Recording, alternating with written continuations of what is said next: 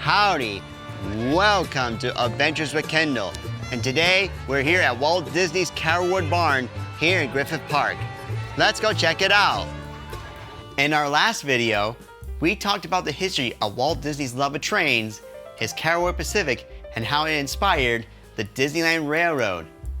We also told the story of how Walt's barn was saved and moved to Griffith Park. Well, we're at Griffith Park, ready to show you what's inside Walt's barn. And on the day we visited, we ran into a friend of ours. Meet Ray. Howdy, I'm here at the Walt Disney barn here at Griffith Park, enjoying a fun day, and I ran into... Who am I? Oh my God. Oh wait, I know who I am. Hi, I'm Ray. I'm a volunteer with the Southern California Railway Museum, and I'm out here because, well, Kendall's a very good friend of mine. And are you enjoying your day so far? Oh, I'm enjoying it so far. It's mildly hot, but it's not so crowded here. Let me tell you, it does get pretty crowded out here at the barn, especially when a lot of people come over and they want to see a lot of Disney stuff. Is there specific highlights you think people should see when they come out here? When people do come out here, when you first enter the barn, look to your right and you'll see a green British steam locomotive. That holds some significance if you like the movie and the ride 20,000 Leagues Under the Sea. There's also a lot of exhibits here on other associates of Walt's, including Ollie Johnston and Ward Kimball, both of whom own their own trains as well. Well, it's a good time that we ran into you and having a good time exploring all of this, enjoying this wonderful place. And I'm so glad I ran into you. I'm so glad I ran into you too.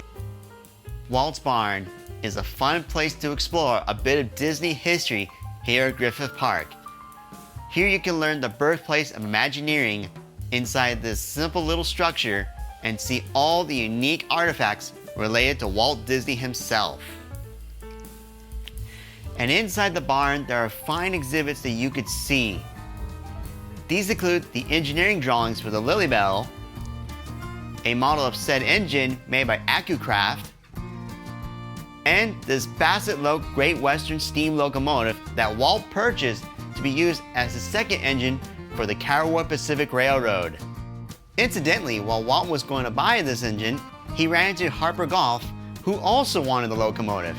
Upon seeing Harper Goff's portfolio, Walt hired him to be the designer of the Nautilus in 20,000 Leagues Under the Sea, thus starting Goff's career as a set designer and Imagineer.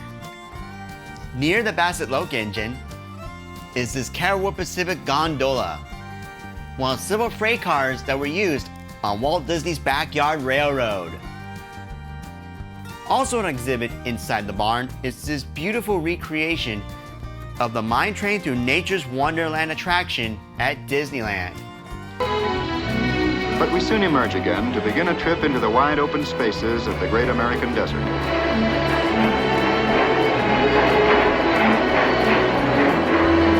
It's a wonderful model of one of Disney's lost attractions that you can find bits and pieces of today, especially when you ride Big Thunder Mountain Railroad.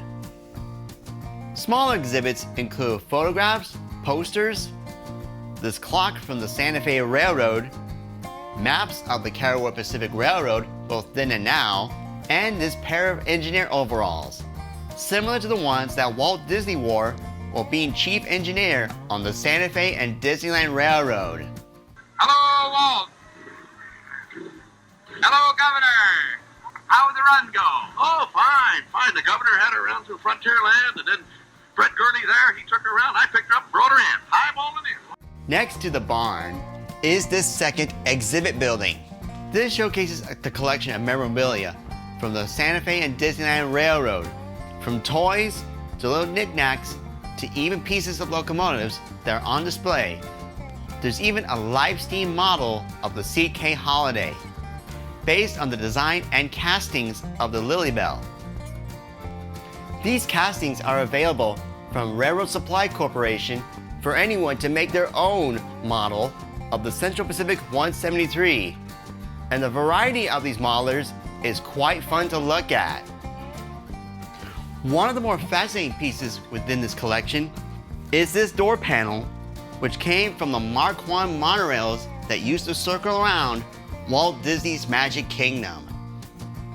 The main exhibit is the Santa Fe and Disneyland Railroad Combine 101, one of the 6 passenger cars that were used on opening day and throughout the early days of Disneyland's existence, the bulk of which are now at the Santa Margarita Ranch, with the last car, Grand Canyon, now being the Lily Bell VIP coach back at Disneyland. Check out my videos about either place to learn more about these coaches. Next to these exhibits is this cute little depot that Ollie Johnston built for his grandkids while they were visiting his La Canada home, which included the La Canada Valley Railroad.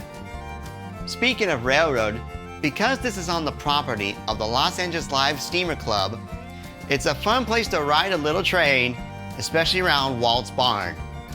We'll talk in full detail about this club in a future video, but here are some small snippets of the ride on the Los Angeles Live Steamers Railroad.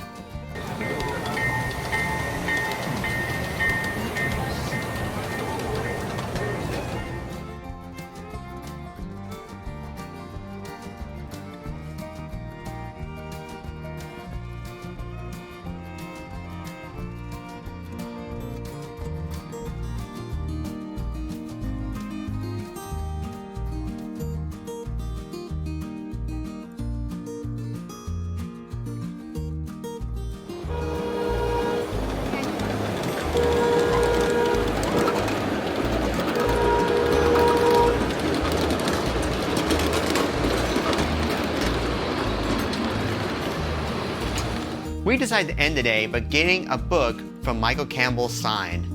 Michael Campbell, a Disney rail historian, not only written a great book called Walt Disney's Trains, but also hosts the Once Upon a Train YouTube channel and is a great resource of Disney railroad history.